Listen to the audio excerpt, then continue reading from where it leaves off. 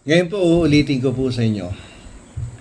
Ang interpellation po sa Senado ay hindi parang bardagulan sa TikTok Live na kung sino ang mas may pinakamabilis na banat o pinakamalakas na boses ay siya yung panalo. Hindi po ganyan sa argumentation and debate at lalong-lalo na hindi po ganyan pagdating sa interpellation sa ating plenaryo dyan sa Senado. May timer po tayo niyan, no? Mga amigos, mga amigas, hindi nyo po kailangang makipag-agawan sa mikropono na parang lashing, no? Sa video kay na ayaw mamigay ng kanta kapag may way na ang tugtog, no? Sa karaoke bar.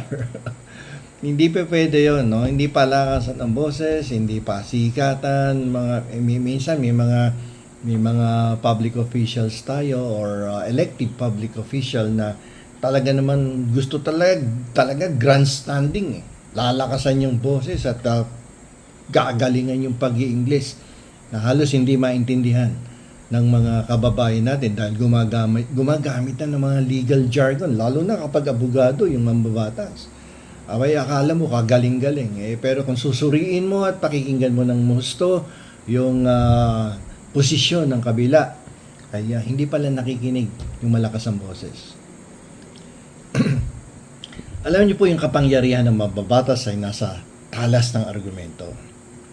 Hindi doon sa dalas ng pagputol sa nagsasalita habang nagpapaliwanag pa. Kapag pinatapos mo ang iyong katalo, mas nakikita ng publiko kung saan may butas ang kanyang lohika.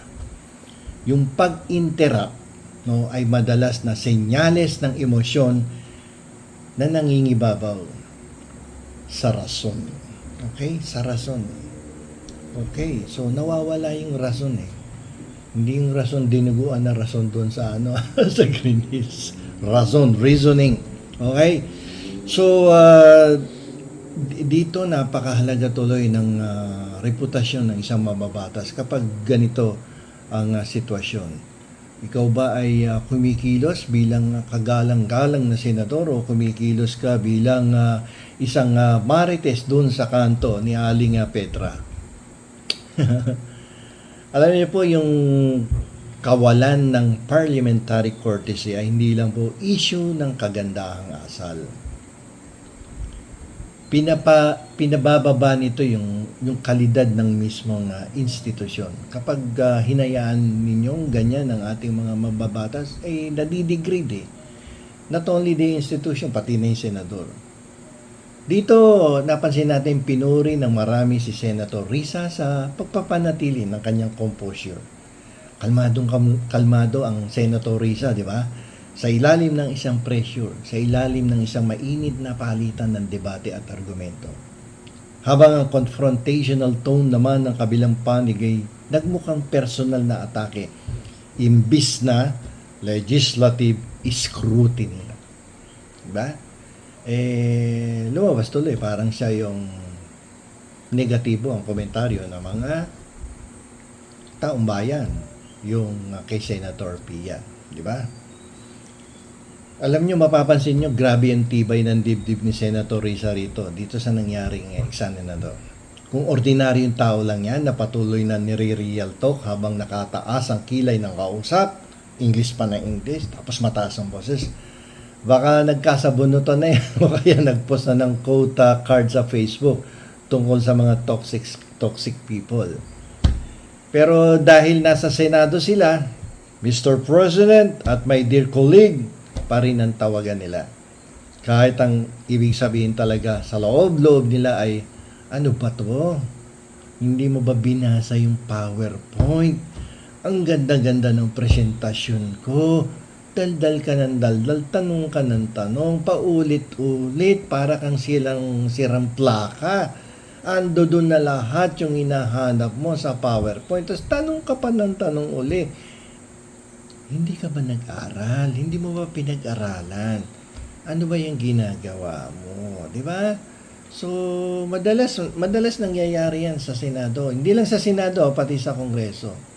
Yung para pabida effect, di ba? Alam niyo po yung decorum may protection para sa mga mambabatas. kapag pinanatili mo ang respeto, kahit hindi gaano kainit ang usapin, mas madaling makakuha ng boto at suporta mula sa mga kasamahan mo, di ba? Ang agresibong tono ay maaaring magmukhang pananakot o kaya kung tawagin natin ay bullying na madalas ay nagpapakita ng kawalan ng mas malalim na argumento. Akala mo lang magaling, yung pala walang sustansya, no? Ang walang sustansya, walang lalim ang argumento. Puro ano lang, parang lumalabas pa ek-ek lang. Diba? So, ngayon bigyan natin ng pangkalahatang hatol itong eksena kahapon, no, between Ontiveros and Cayetano. Lagyan natin para tayong mga nanonood dito sa ating YouTube channel, yung mga YouTubers ay may matututunan dito, no, sa loob kung ano mga nangyayari diyan sa loob ng Senado. Ang debate po sa Senado ay hindi isang paligsahan kung sino ang mas matapang o kung sino ang mas magaling mangasar. Ang layunin po ng legislative debate ay ayusin ang batas para sa ating mga mamamayan, para sa ating bansa.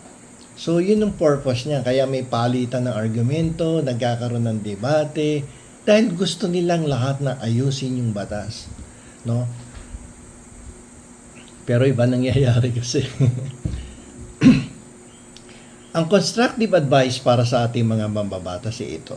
No? Naging advisor tuloy tayo. Pero ito lang, paano lang naman natin ito pananaw. Di ba? Bawasan po ninyo yung pag-inom ng kape. Dagdagan ng pagbabasa ng bill, no? At tandaan na ang mikropono ay para marinig ang inyong talino, hindi ang inyong emosyon, no? Dahil sa uli, ang taong bayan ang nanonood at mas gusto namin ng magandang batas kesa sa teleserye sa hapon. Medyo magkaroon naman tayo ng konting kahihiyan sa ating mga kababayan. Ilang linggo na nga tayong tinatawag na Senate Flix or Senate Netflix ang Senado dahil parang dinaig na nga nito ang teleserye sa telebisyon at yung mga palabas na K-drama dyan sa Netflix. Diyan pa lamang para na lang tayong napagtatawanan tuloy ng ating mga kababayan. So, para sa mga senador at hindi lang sa senador, sa mga mambabatas sa mababang kapulungan, medyo kapag tayo pa ay tumatayo na dyan sa harapan ng mikropono at nakikipagdebate, siguraduhin po natin, binasa natin ng gusto ang proposed law o yung bill na ipinasa ng isang senador nang hindi tumatagal, no, ang usapan diyan sa plenaryo at na magkaroon talaga ng tunay na matalino at malalim na debate sa loob ng Senado. Hanggang dito na lamang po, ito pong muli ang inyong lingkod, Attorney Rene Bueno.